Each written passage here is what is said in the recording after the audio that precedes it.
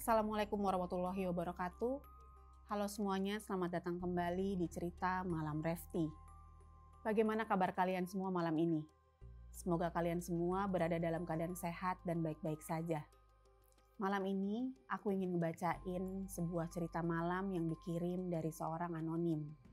Bayangin aja kalian mendapatkan sebuah surat yang berasal dari dunia lain, tanpa nama pengirim dan isinya bertuliskan teror yang membuat kamu merinding. Tanpa berlama-lama, mari kita masuk ke dalam ceritanya. Halo, nama aku Ratih. Aku ingin membagikan pengalaman mencekam yang pernah aku alami. Pengalaman ini terjadi di sebuah rumah kontrakan yang aku sewa melalui sebuah website penyewaan rumah.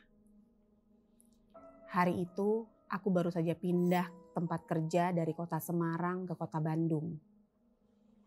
Hal ini mengharuskan aku untuk mencari tempat tinggal baru di daerah tersebut. Setelah mencari rumah kontrakan yang pas, mataku tertuju pada satu rumah. Rumah ini mencuri perhatianku, dikarenakan bentukannya yang lucu dan simpel. Modelnya seperti rumah tua, tetapi sangat estetik. Setelah 2 hari aku pindah di sana, tak ada kejadian aneh yang terjadi di saat itu. Semuanya berjalan dengan normal seperti biasanya. Hingga suatu hari itu tiba, malam yang mengubah hidupku menjadi penuh ketakutan. Saat itu hujan deras mengguyur kota Bandung. Aku baru saja pulang dari kantor pada pukul 11 malam dikarenakan harus lembur. Saat aku tiba dan ingin membuka pagar rumah, pandanganku teralihkan oleh suatu benda yang terletak di depan teras rumahku. Aku pun penasaran dan menghampiri benda tersebut, yang ternyata itu adalah sebuah amplop berwarna putih. Anehnya, tidak ada tulisan apapun di dalam amplop itu. Tidak ada nama pengirim dan alamat tujuan. Tanpa berpikir panjang, aku langsung membawanya masuk ke dalam rumah. Aku meletakkan surat itu di atas meja, lalu ku tinggal pergi untuk membersihkan diri. Setelah itu, aku beranjak ke kamar. Seketika rasa penasaran tentang surat yang kutemukan tadi terlintas di kepalaku. Aku pun bergegas untuk mengambil kembali surat tersebut. Saat aku membukanya, sontak aku pun merasa kaget. Terlihat tulisan tangan dari seseorang yang berisikan, "Ratih, jangan buka pintumu pada jam 3 pagi." Aku sempat berpikir bahwa surat ini hanyalah hasil dari keisengan semata dari orang yang aku kenal. Jadi aku tidak terlalu menghiraukannya dan kuletakkan kembali surat tersebut di atas meja. Waktu pun sudah menunjukkan pukul 11.30 malam. Aku pun bergegas untuk tidur. Saat aku tertidur, aku merasa ada yang memanggil namaku dengan lirih. Ratih, Ratih, Ratih. Pelan namun terdengar sangat jelas. Sontak aku pun kaget dan terbangun dari tidurku. Nafasku pun tidak beraturan dan jantungku berdetak dengan kencang. Perasaanku semakin tidak enak saat melihat jam dinding di kamarku menunjukkan pukul 2.58 pagi. Seketika aku teringat isi dari surat tadi. Ratih, jangan buka pintumu pada jam 3 pagi. Dan tiba-tiba, tepat pukul 3 pagi, terdengar jelas suara ketukan dari pintu depan rumahku. Seketika aku pun terdiam dan tubuhku terpaku. Seluruh badanku merinding tidak karuan. Setelah beberapa saat, rasa penasaran yang besar membuatku memberanikan diri untuk menghampiri asal suara tersebut. Aku pun coba mengintip dari balik jendela rumahku. Namun tidak ada siapapun di luar sana. Setelah aku pastikan tidak ada siapa-siapa di luar rumahku. Akhirnya aku memutuskan untuk kembali ke kamar dan tidur. Keesokan harinya, saat pagi hari aku berangkat ke kantor dengan badan yang lesu dan wajah yang pucat. Dan begitu sampai kantor, aku langsung menghampiri Indah, salah satu temanku, untuk menanyakan terkait surat yang aku dapatkan semalam.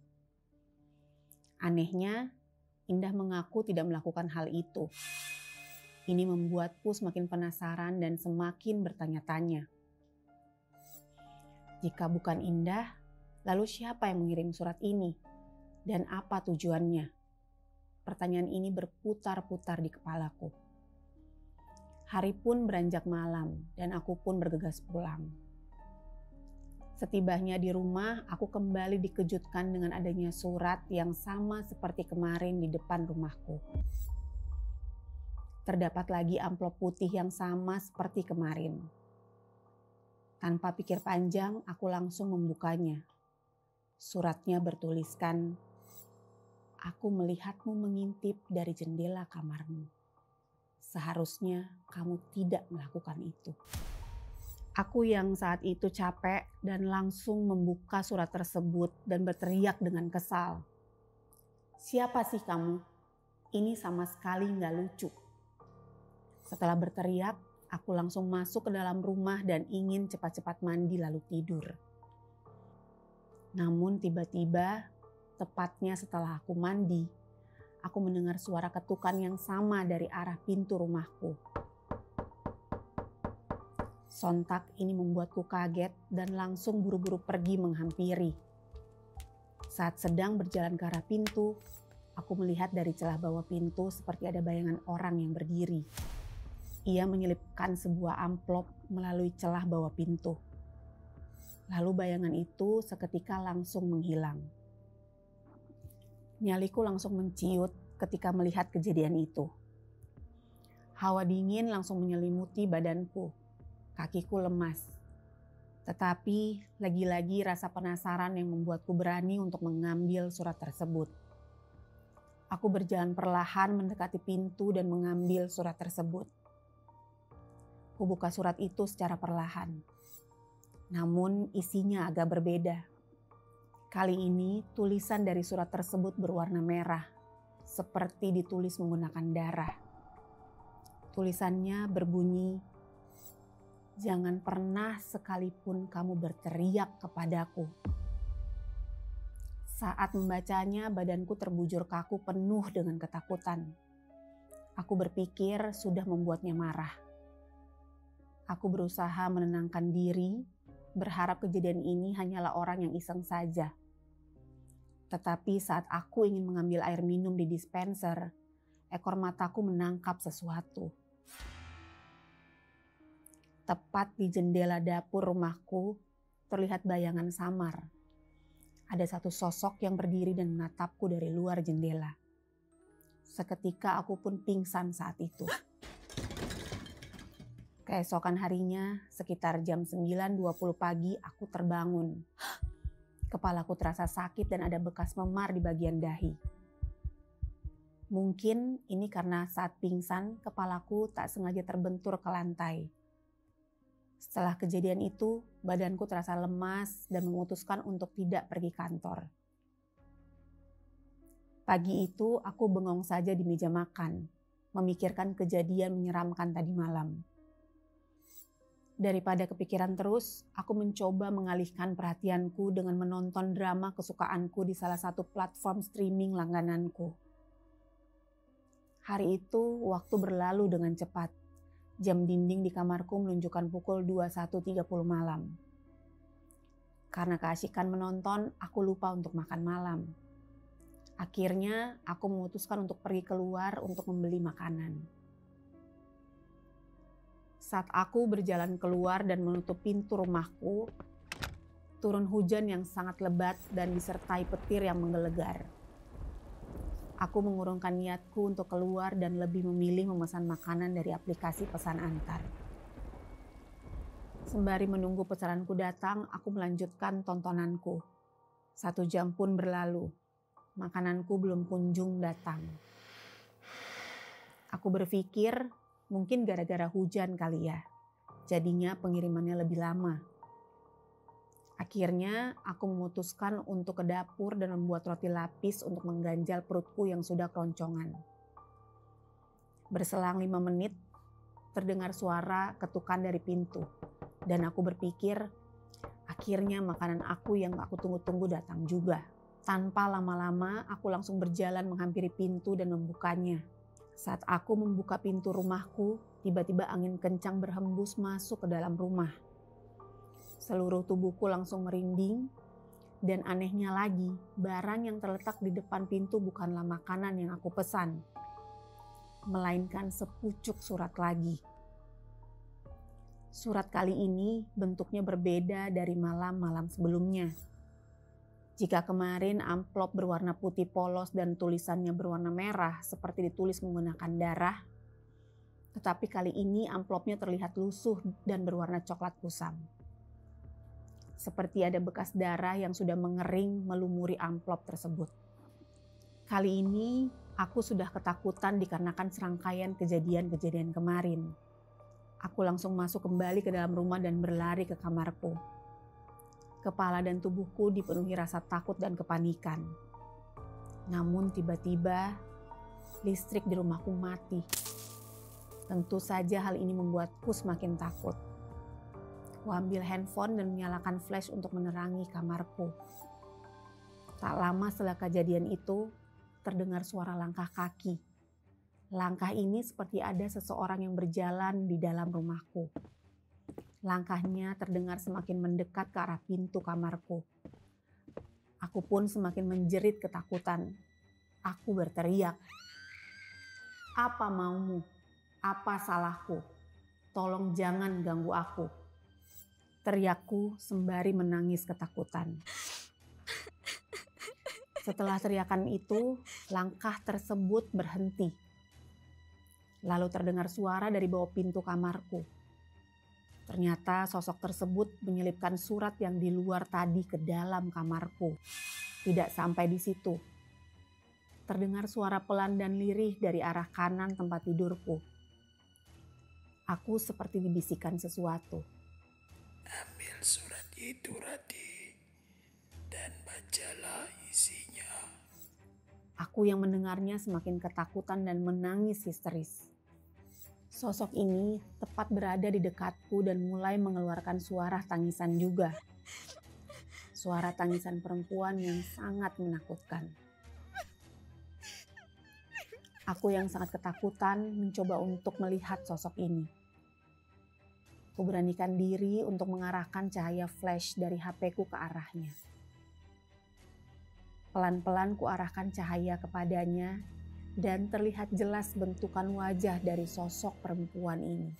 Baju yang berlumuran darah, jari yang tak lengkap, di lehernya seperti ada bekas sayatan pisau, dan mulutnya terlihat robek.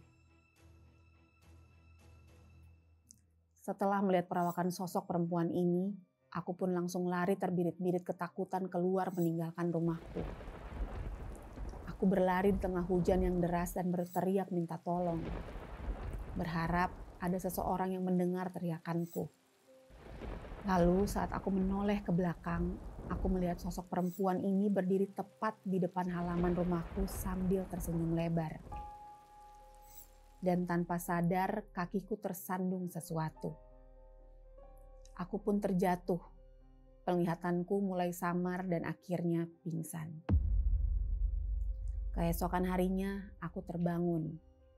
Aku kaget sudah berada di sebuah bangsal rumah sakit. Aku pun bertanya ke seorang suster yang merawatku. Bagaimana aku bisa di sini? Siapa yang membawaku? Suster pun menjawab pertanyaanku. Kamu dibawa oleh seorang warga yang sedang melintas. Ia menemukanmu tergeletak tak sadarkan diri di jalanan. Aku pun merasa lega dan tenang. Singkat cerita, setelah kejadian itu aku memutuskan untuk langsung pindah dari rumah itu. Saat dalam perjalanan ke tempat tinggalku yang baru, aku iseng untuk mengecek tentang rumah teror itu di internet. Apakah pernah ada sebuah kejadian di rumah tersebut? Dan ternyata ada. Diberitakan sempat ada suatu kejadian tragis yang menimpa seorang wanita di rumah tersebut. Ia merupakan seorang istri dari seorang pelaut di tahun 1980-an. Wanita ini dibunuh dan dipaksa diperkosa oleh seorang pria yang mencoba merampok rumahnya kala itu. Ia dibunuh dengan 4 tusukan benda tajam di perut, jarinya terpotong, lehernya digorok, dan mulutnya disayat. Dan yang lebih mengejutkan lagi, di dalam foto tempat kejadian tersebut ada sebuah surat yang tergeletak di sebuah meja makan yang dipenuhi darah. Suratnya sama persis seperti surat terakhir yang aku terima. Di artikel lain, ada juga yang menulis beberapa kejadian teror dialami oleh orang-orang sebelumnya yang menyewa rumah itu. Mereka mengaku sering menerima surat tak bernama dan ditampakkan sosok perempuan yang berlumuran darah.